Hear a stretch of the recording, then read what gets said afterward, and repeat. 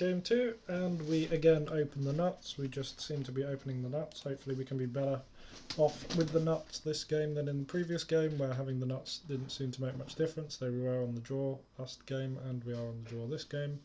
Hopefully we can do something with our nut draw this time.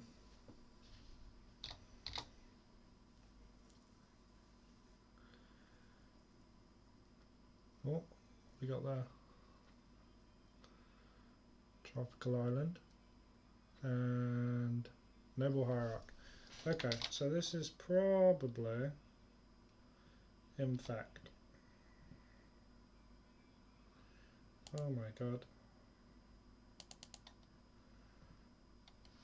Let's see what this goes. I'm gonna go for it now that we drew the breakthrough. I was considering not going for it before, but this is bad. The reason why I dislike going it is this is bad if they have...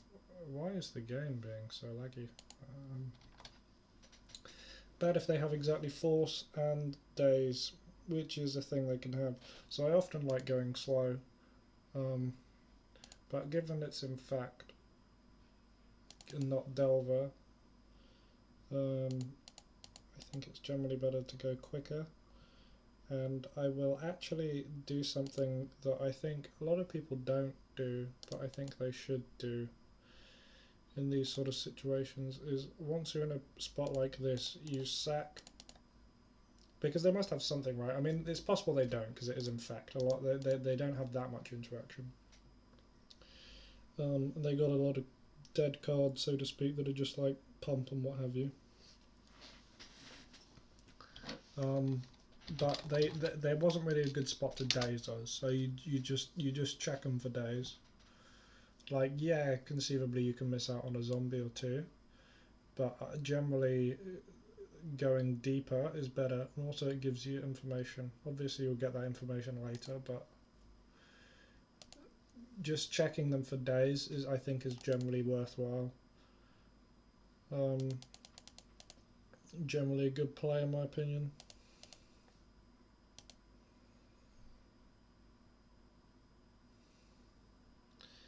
So he has Ink Moth Nexus and Blighted Agent.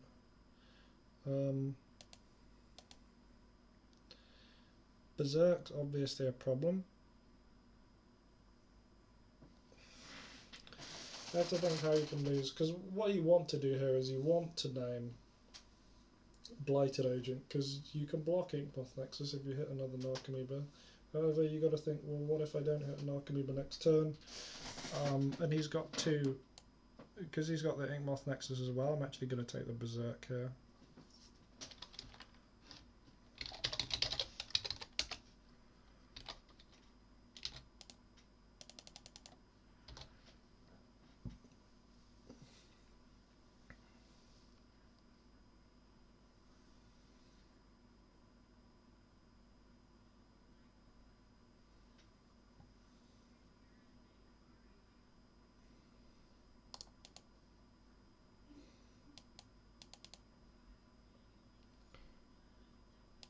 Right here, I'm not even going to think, I'm just going to turn sideways with everything, because he has to block with something, and that's good for us. Okay, so we'd have hit the Narcomoeba anyway, but one of the ways we could have lost there is if he top decks Invigorate. I mean, I guess with Noble Hierarch we're actually still dead there. If he top decks Invigorate and he has Berserk, we just lose. We can't do enough damage, though he'd have been forced to block here because he's taking exact lethal. So we'd have still been okay if we took the Blighted Agent, but still. I mean, I guess this opens up, this actually opens us up to dying, but whatever.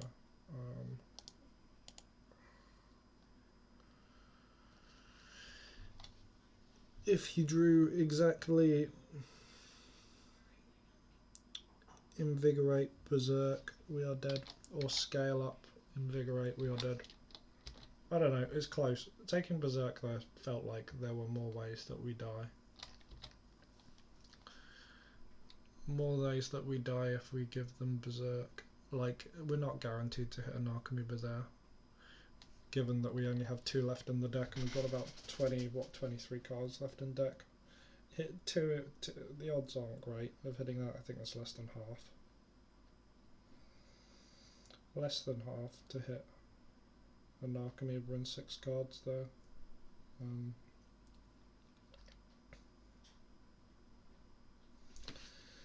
And he concedes, that's good.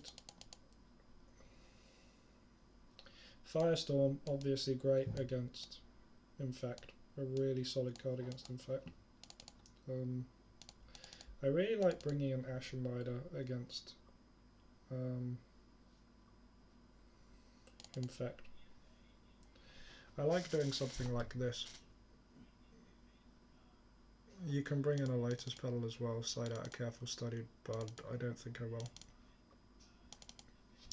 So we sided out an Icarid because we're bringing in more threats, so you can get away with going down to 3 Icarids. Also, Icarid's a common surgical target, so going down to that is not that much of a concern.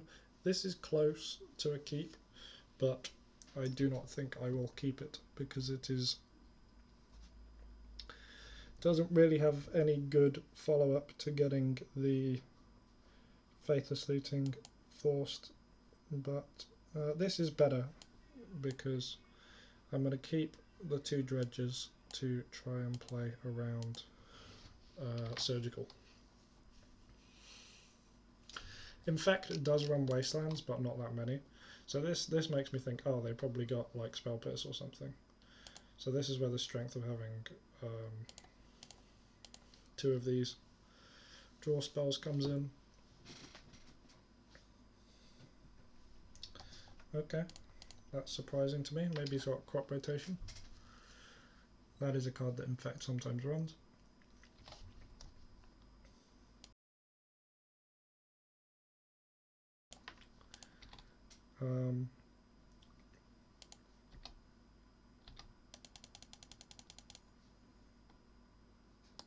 Narcomoeba's good there.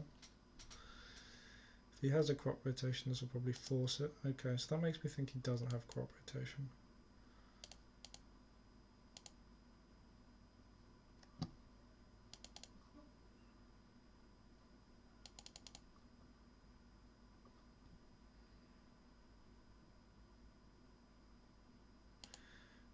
I'm just going to discard 2 Grave Trolls here because I want the breakthrough to be as good as possible. However, I am going to cast a Cabal Therapy before I do anything else. I'm going to name Invigorate. Generally, when you don't expect anything, Invigorate's the best card to name.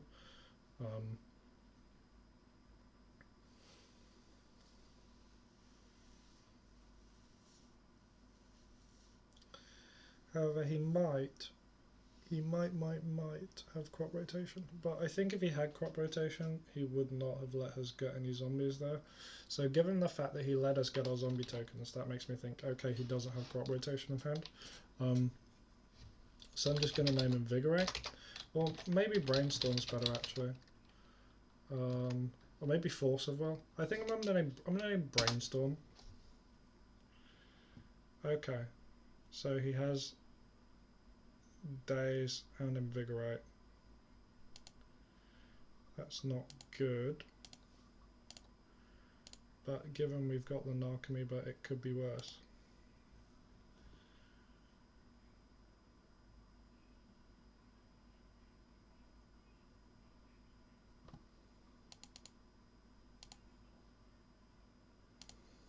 And I'm going to actually sack a zombie because having a block is a really big deal in this matchup.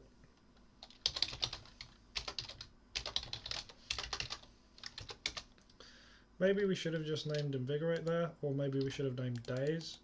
But I think not dazing our turn 1 play there was really loose by our opponent, so it is what it is.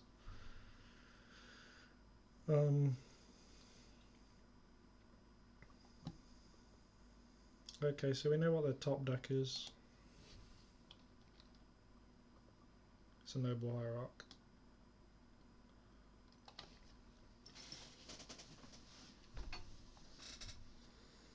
So that means we have less stuff to be scared about here. We don't have to worry about Spell Pierce or any of that. We literally just have to be worried about well, nothing basically. I guess Vines. We've got 4 dredges in the graveyard already, so we're never going to draw anything that's not a dredger, so I'm just going to do this here.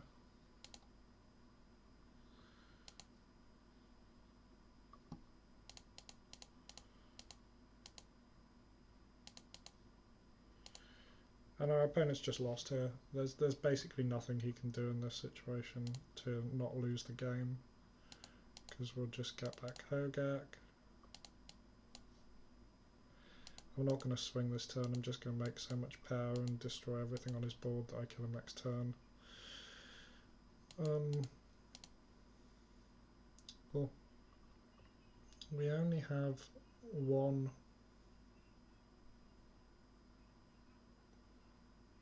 Oh, okay. I didn't notice we only had 1 therapy. So that changes the order of how I'm going to do things here. I'm going to sack this, this.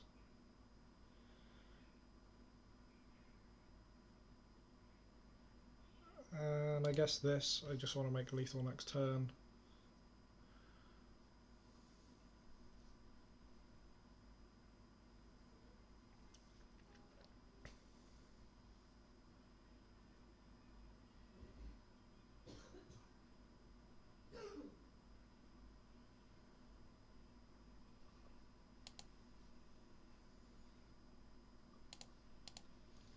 So this is going to prompt him to animate Inkmoth Nexus with itself, Vines of Vastwood, target the Inkmoth.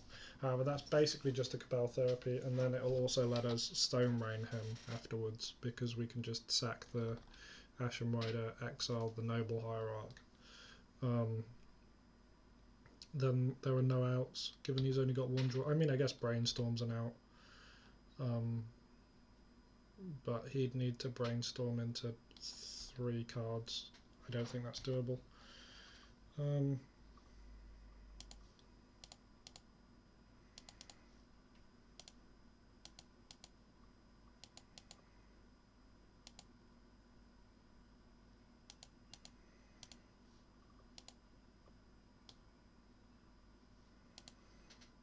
Exiling the Noble Hierarch's better because it also represents extra damage as well as 1 mana. I know there's nothing in his hand, so I'm just going to end Abandon Hope. I'll attack him for 2 because there's no reason not to, but I want to leave the Narcopeople on blocks. Yeah, I mean, even if you top that Brainstorm here, I don't think you can assemble a win. Maybe if you Brainstorm into Invigorate, Berserk, that would do it.